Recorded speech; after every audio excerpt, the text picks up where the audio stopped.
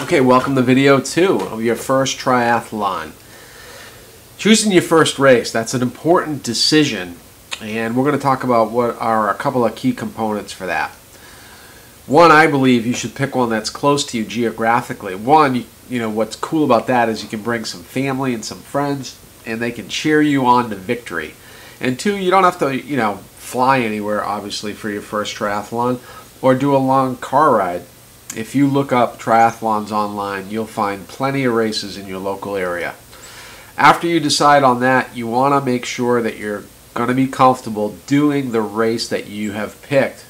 To me, the biggest factor there is swimming, and we'll get to that in a second. But first, I truly believe the sprint triathlon, which is the shortest one, is the great place to start. A quarter-mile swim, a 9 to 15 mile bike, and then a 5K.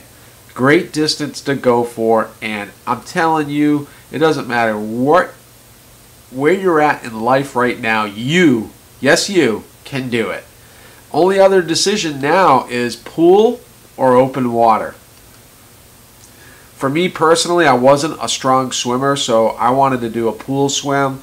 I didn't want to worry about a wetsuit. I didn't want to worry about any of that stuff and having people bang into me. I wanted to do it in a pool I felt safer. Now, if you have a good swimming background and you're comfortable swimming in a lake and you maybe have access to a wetsuit, then I'd say great. Now, a wetsuit's not absolutely necessary, but if the water's cold, I personally don't like swimming without it because I feel buoyant and I feel safer. So, a couple decisions for you to make. Whatever you go with will be fine. Now, you have to decide the venue. Now let's talk about having the right equipment when you show up on race day. The swim and the run are the easy peasy parts. Although when you're thinking about what to wear, you're not going to change your clothing from one event to another. So, because it's such a fast race, that you want to be in something comfortable that you're going to be able to swim in, bike in, and then finish off with the run. Just look around. You'll find some stuff. You want like a little padding on the shorts to help you through the bike. Don't worry about being wet. You won't even notice it. And with the padding on the shorts, if it's not heavy duty, then you'll be able to run in those fine as well.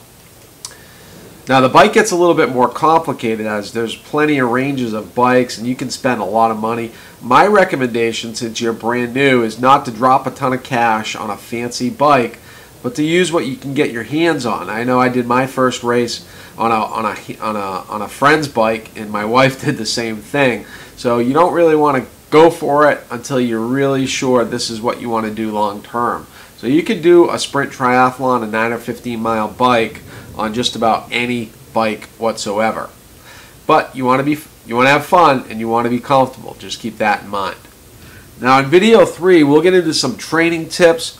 But I recommend definitely checking out the sprint training plan on the side of this page. If you're on our blog, if you're on our YouTube channel, just go to http://triathlontrainingprograms.org. That's it for today. Thanks for checking us out. Talk to you soon.